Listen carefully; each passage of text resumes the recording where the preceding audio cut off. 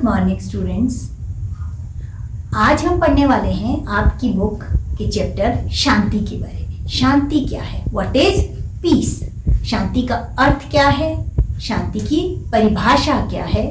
क्या शांति के लिए सदैव अहिंसा की आवश्यकता होती है? इसके बारे में हम आज विस्तार से चर्चा करेंगे। डियर +1, आज हम बात करेंगे आपकी चैप्टर शांति की। शांति क्या है? क्या शांति के लिए सदैव अहिंसा की आवश्यकता है? इसके बारे में हम विस्तार से आज चर्चा करेंगे। इतिहास में शांति का विषय सदैव मानवीय सोच का केंद्र बिंदु रहा है। इस बात का प्रमाण यह है कि शांति के महत्व का वर्णन सभी धर्मों एवं धार्मिक ग्रंथों में भी किया गया है तथा सभी धार्मिक क्रियाओं में शांति के लिए निरंतर प्रार्थना की जाती है। शांति मानवीय जीवन का आधार है। इसके बिना मनुष्य तथा समाज का विकास संभव नहीं। शांति का संबंध मनुष्यों के जीवन के प्रत्येक पहलू व्यक्तिगत, सामाजिक, आर्थिक तथा राजनीतिक से है। एक व्यक्ति की भांति कोई भी समाज या राजनीतिक समुदाय शांति का सदैव इच्छुक रहा है, परंतु राजनीतिक दृष्टि से शांति के महत्व को 20वीं शताब्दी के पूर्वार्ध में हुए विनाश तथा नरसंहार के कारण समस्त विश्व एवं मानव शांति के लिए प्रयास करने लगा। परिणाम स्वरूप 24 अक्टूबर 1945 को संयुक्त राष्ट्र संघ की स्थापना की गई तथा विश्व शांति की स्थापना इसका मुख्य उद्देश्य निर्धारित किया गया। आधुनिक युग अंतर्राष्ट्रीयवाद का युग है, जिसमें शांति और व्यवस्था को बनाए रखना एवं उसका प्रसार करना प्रत्येक नागरिक और राज्यों का कर्तव्य है। किसी भी तरह के विकासात्मक कार्य को संपन्न करने के लिए शांति की आवश्यकता पड़ती है।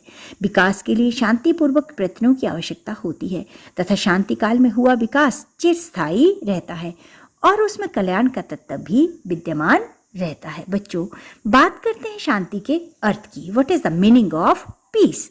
शांति के अर्थ के विषय में विभिन्न विद्वानों ने भिन्न भिन्न विचार प्रकट किए हैं।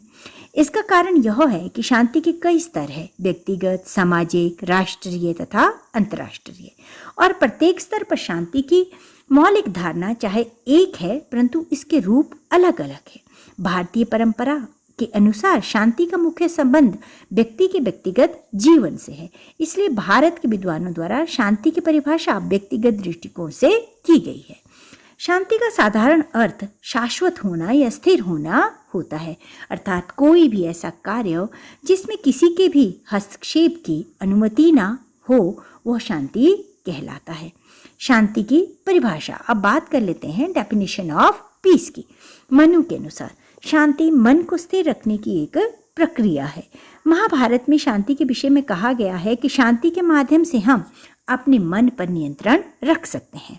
भगवान श्री कृष्ण ने गीता में उपदेश देते हुए कहा है कि शांति से हमारा अभिप्राय अपने मन की इंद्रियों पर व्यक्ति के नियंत्रण से है। यह एक शाश्वत प्रक्रिया है जिसके माध्यम से स्वयं पर विजय पाई जा सकती है और जिसके जाने पर व्यक्ति स्वयं ही हार जाता है। अंतर्राष्ट्रीय शांति व विश्व भाईचारे के प्रबल समर्थक विचारक बर्ट्रैंड रसल कहते हैं कि शांति एक प्रक्रिया का नाम है जिसके माध्यम से व्यक्ति बिना शस्त्र उठाए दूसरे व्यक्ति पर अपना नियंत्रण स्थापित कर सकता है। अब प्रश्न आता है बच्चों कि क्या शांति के लिए सदैव अहिंसा की आवश्यकता होती है? कि अगर हम पीस मेंटेन करके रखना चाहते हैं तो नॉन वायलेंस उसके लिए ज़रूरी है। अहिंसा शांति का एक आधारभूत तत्व है। अहिंसा के बिना शांति की कल्पना करना असंभव है, परंतु प्रश्न यह है, क्या शांति के लिए अहिंसा की सदैव आवश्यकता है? यह एक विवाद का विषय है जिसके पक्ष एवं विपक्ष में तर्क करने पड़ेंगे, परंतु तर्क करने से पहले हमारे लिए ये जरूरी है कि हम ये जान लें कि अहिंसा वास्तव में है क्या, अहिंसा का मतलब क्या है, इसका अर्थ क्या है। तो बच्चों, बात करते हैं अहिंसा के अर्थ की, meaning of the non violence. अहिंसा का तात्पर्य है किसी को किसी प्रकार की शारीरिक या मानसिक पीड़ा ना देना। अहिंसा का अर्थ केवल शारीरिक हानि ना पहुंचाना ही नहीं है, अपितु अहिंसा किसी को मानसिक दुख ना देना भी है। गांधी जी अहिंसा के महान पुजारी थे। उन्होंने अहिंसा की विस्तृत दृष्टि से व्याख्या करते हुए कहा कि अहिंसा का अर्थ किसी को विचार, वाणी और कर्म से चोट न पहुंचाना है। गांधी जी के शब्दों में पूर्ण अहिंसा सभी प्राणियों के प्रति दुर्भावना के अभाव का नाम है। इस प्रकार अहिंसा अपने क्रियात्मक रूप में जीवधारियों के प्रति सद्भावना का नाम है। अतः मानसिक तथा शारीरिक हिंसा का अभाव ही अहिंसा है। अहिंसा के पक्ष में तर्क। अब हम बात करते हैं कि अहिंसा के पक्ष में ऐसे कौन से तर्क दिए जा सकते हैं जिससे ये साबित हो कि अहिंसा शांति के लिए सदैव आवश्यक है। पहली बात आती है, अहिंसा सद्भावना को उत्तेजित करती है। Non violence encourages fellow feelings. अहिंसा में विश्वास रखने वाले व्यक्ति में दूसरों के प्रति कोई घृणा नहीं होती, बल्कि उनके प्रति सद्भावना होती है। वह सदैव सभी की भलाई के बारे में सोचते हैं, और जब सभी व्यक्तियों या राज्यों में सद्भावना की भावना उत्पन्न हो जाएगी तो शांति की उत्पत्ति होगी। अहिंसा एकता की भावना को प्रोत्साहित करती है। Non violence encourages unity. अहिंसा में विश्वास रखने वाले सभी व्यक्तियों में जहाँ सद्भावना की पाई जाती है, वहाँ पर उन्हें एकता को भी प्रोत्साहन मिलता है। अहिंसा एक होकर हिंसा का सामना करने की प्रेरणा देती है। इसी आधार पर महात्मा गांधी जी ने पहले अफ्रीका की हिंसक सरकार तथा बाद में भारत की साम्राज्यवादी ब्रिटिश सरकार का सामना किया। गांधी जी ने अहिंसा के आधार पर आंदोलन चलाए और इसके लिए लोगों को इकट्ठे होकर हिंसा का सामना करने के लिए प्रेरित किया। अहिंसा के आधार पर महात्मा गांधी जी ने भारतीय लोगों में एकता की भावना जागृत की और विश्व की उस समय की महाशक्ति ब्रिटिश सरकार का सामना ही नहीं किया, बल्कि उसे झुकने के लिए भी विवश कर दिया। अहिंसा सकारात्मक भावनाओं को उत्साहित करती है। ये नेक्स्ट पॉइंट है, that non violence encourages positive thinking. अहिंसा व्यक्ति की नकारात्मक भावनाओं को नियंत्रित कर उसकी सकारात्मक भावनाओं को उत्तेजित करती है। हिंसा क्या करती है? हिंसा क्रोध, प्रतिशोध, संकुचितता, अलगाववाद आदि को उत्तेजित करती है, जो शांति के विपरीत है। अहिंसा इसके विपरीत प्रेम, संयम, उदारता को उत्तेजित करती है, जो शांति के आधार है। तो इन्हीं तर्कों के कारण विश्व के जो महान धार्मिक नेता हुए हैं या राजनीतिक विचारक हुए हैं, वो इस बात से सहमत है कि शांति प्राय अहिंसा चाहती है। तो बच्चों, इसकी फेवर में जिन चीज़ों की हमने बात की वो थी कि अहिंसा सद्भावना को उत्तेजित करती है, it encourages the fellow feelings. दूसरी हमने बात की कि यूनिटी को एनकरेज करती है, एकता की भावना को प्रोत्साहित करती है, लोगों को इकट्ठे होकर के मिलकर के चलने की प्रेरणा देती है। और तीसरी चीज़ होती है कि ये पॉजिटिविटी को हमारे अंदर एनकरेज करती है, पॉजिटिव थिंकिंग को एनकरेज करती है, सकारात्मक भावनाओं को उत्साहित करती है। इसलिए हमें अहिंसा का पालन करना चाहिए और शांति को बनाए रखना चाहिए। अब बात आती है अहिंसा के विपक्ष में तर्क। जहाँ पे अनेक विचारक यह मानते हैं कि शांति सदैव अहिंसा चाहती है, वहाँ अनेक विचारक ऐसे भी हैं जो इस मत से सहमत नहीं। उनका यह मत है कि जहाँ शांति अहिंसा चाहती है, वहाँ यह युद्ध भी आवश्यक है। इसलिए इतिहास में ऐसे दृष्टांत मिलते हैं कि जब शांति की स्थापना करने के लिए अहिंसा के साथ साथ युद्ध की भी आवश्यकता पड़ी है। इसी मत के पक्ष में कुछ तर्क दिए जा सकते हैं बच्चों। सबसे पहले बात करेंगे, अहिंसा ही शांति का एकमात्र साधन नहीं है। इंडियन एस्पेक्ट से बात करेंगे कि that non violence is not the only way. Bharat में जहाँ महात्मा बुद्ध तथा महावीर जैसे विचारक हुए हैं और उन विचारकों ने अहिंसा परमो धर्म का पाठ पढ़ाया है कि अहिंसा परम धर्म है, वहाँ अन्य विचारकों द्वारा युद्ध को भी शांति स्थापित करने का एक प्रबल साधन माना गया है।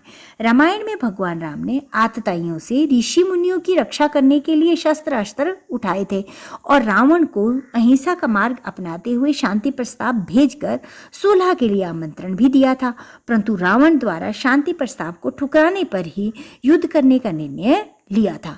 महाभारत में भी ऐसा ही हुआ। श्री कृष्ण स्वयं कौरवों के समक्ष शांति प्रस्ताव लेकर गए थे ताकि मानव जाति को हिंसा से बचाया जा सके, परंतु कौरवों द्वारा श्री कृष्ण का मजाक उड़ाने और किसी भी तरह के शांति प्रस्ताव को अस्वीकार करने के कारण पांडवों को उन्हें युद्ध के लिए प्रेरित करना पड़ा था। गुरु तेग बहादुर जो है वो मुगल शासक जहांगीर द्वारा प्रस्तुत जहांगीर ने जब शांति प्रस्ताव को ठुकरा दिया तो उसके बाद उनके बलिदान से प्रेरित होकर गुरु गोबिंद सिंह ने खालसा पंथ की स्थापना की और सिखों को मुस्लिमों के विरुद्ध युद्ध के लिए तैयार किया था। इसी तरह राष्ट्रीय स्वतंत्रता आंदोलन में महात्मा गांधी के सत्य व अहिंसा के विचार से खिन्न होकर नेताजी सुभाष चंद्र बोस ने अंग्रेजों के विरुद्ध सशस्त्र संघर्ष की घोषणा की थी। तो कई बार बच्चों ऐसी परिस्थितियां हो जाती हैं कि जब हमें शक्ति का प्रयोग करना पड़ता है और युद्ध को उचित ठहराना पड़ता है। तो इसलिए कहा जाता है कि शांति की स्थापना के लिए कई बार युद्ध भी आवश्यक हो जाता है। ये तो था पहला तर्क इसके अहिंसा के विपक्ष में। दूसरा तर्क आता है कि यदि आप शांति चाहते हो तो युद्ध के तैयार रहो, युद्ध के लिए तैयार रहो। ये किसका है? ये फासिस्ट व्यू है, ये फांसीवादियों का विचार है। फांसीवादी विचारक मुसोलिनी तथा हिटलर का विचार था कि शांति स्थापित करने के लिए युद्ध का मार्ग अपनाना भी एक प्रभावी साधन है। मुसोलिनी की यह धारणा कि यदि आप शांति चाहते हो तो युद्ध के लिए तैयार रहो, इस बात को सिद्ध करती है कि शांति युद्ध के द्वारा स्थापित की जा सकती है। इसका अर्थ यह है कि प्रत्येक राज्यों को आत्मरक्षा के लिए तैयार रहना चाहिए। इसलिए अंतर्राष्ट्रीय कानून द्वारा सभी राज्यों को अन्य राज्यों द्वारा किए गए आक्रमण के विरुद्ध व्यक्तिगत या सामूहिक तौर पर आत्मरक्षा का अधिकार है तथा सशक्त आक्रमण को रोकने के लिए सभी राष्ट्रों को आत्मरक्षा के लिए हिंसा का सहारा लेना पड़ता है। अतः आत्म संरक्षण के लिए हिंसा का सहारा लेना या युद्ध करना अनुचित नहीं है। अगला जो पॉइंट आता है बच्चों वो है शांति व्यवस्था के लिए शक्ति प्रयोग आवश्यक है। Use of force is essential for peace. ये माओइस्ट व्यू है बच्चों, ये माओवादी विचारधारा है। माओ से तुंग जो थे वो चीन के प्रसिद्ध विचारक और महान नेता थे जिसने चीन में साम्यवाद की स्थापना की और चीनी क्रांति को सफल बनाने में काफ़ी योगदान दिया था। माओ शक्ति का पुजारी था और उसका मत था कि शक्ति बंदूक की नली से निकलती है। यदि विश्व में शांति व्यवस्था को बनाए रखना चाहते हो तो युद्ध व शक्ति की पूजा करो, क्योंकि प्रथम विश्व युद्ध के पश्चात सोवियत संघ और द्वितीय विश्व युद्ध के पश्चात चीन साम्यवादी देश बने थे। यदि शीघ्र ही तृतीय विश्व युद्ध शुरू हो जाता है तो विश्व साम्यवादी रंग में रंग जाएगा, ऐसा सोचना था उनका। अतः विश्व में से पूंजीवादी शक्तियों को पराजित करने के लिए प्रशिक्षण लो और इन पूंजीवादी देशों का नाश करके विश्व में शांति की स्थापना करो। माओवादी ऐसा समझते हैं, तो वो समझते हैं कि शक्ति और युद्ध या शक्ति का प्रदर्शन और युद्ध जो है वो शांति के लिए आवश्यक है। नेक्स्ट जो पॉइंट आता है बच्चों वो है शस्त्रीकरण शांति का आधार। Armament is the base for peace. ये कंटेम्प्रेरी व्यू है। आधुनिक काल चाहे संयुक्त राष्ट्र संघ शांति स्थापित करने और युद्ध को रोकने के लिए भरसक प्रयास कर रहा है, तथापि कुछ समकालीन विचारकों का मत है कि युद्ध के द्वारा ही शांति स्थापित की जा सकती है और शस्त्रीकरण जो है वो शक्ति का आधार है। दूसरे महायुद्ध के दौरान 1945 में हिरोशिमा और नागासाकी पर परमाणु बम विस्फोट करके शस्त्रीकरण के क्षेत्र में अमेरिका ने सर्वोच्चता हासिल की थी, परंतु 1949 में सोवियत संघ द्वारा परमाणु परीक्षण के सफल होने से ही सोवियत संघ और अमेरिका शस्त्रीकरण के क्षेत्र में समान हो गए तथा दोनों ने महाशक्तियों का रूप धारण कर लिया।